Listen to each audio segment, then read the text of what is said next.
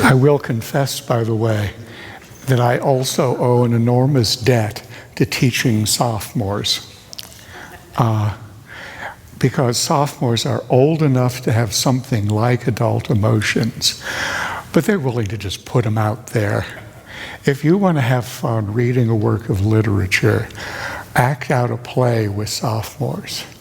They become their characters, and you get to do it too. And it takes you to places that you wouldn't go otherwise usually. To think, to feel, to act. And the kind of presupposition here is that we do act more or less responsibly.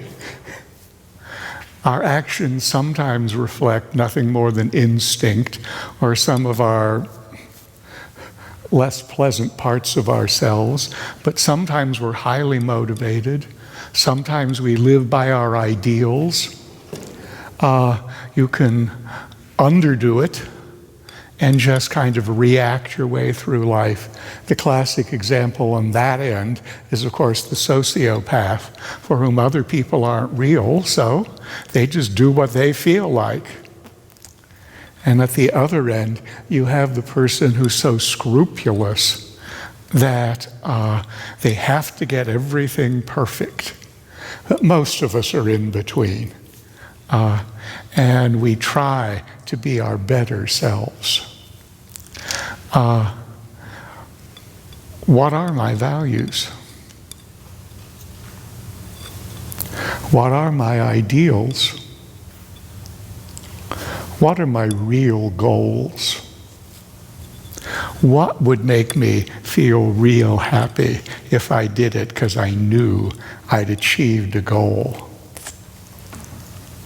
Which person have I modeled myself after? Because I want their values to be my values.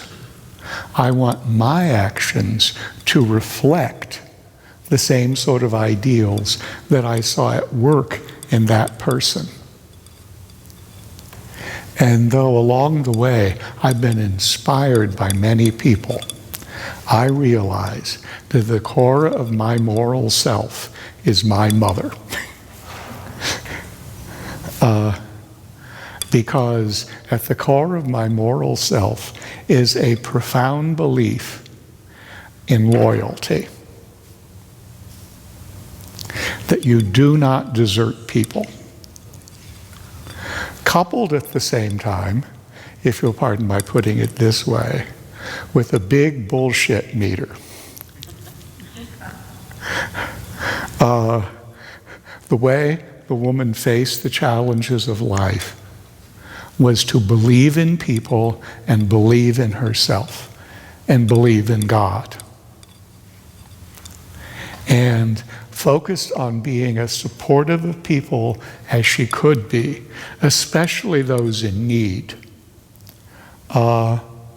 And to be there in concrete ways for people who were in need.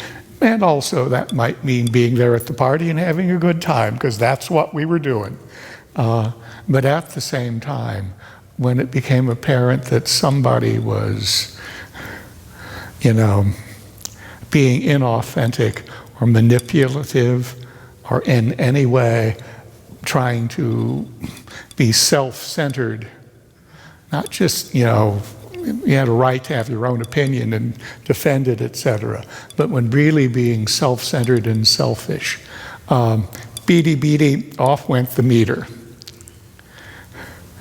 And what loyalty meant in that context was telling them so.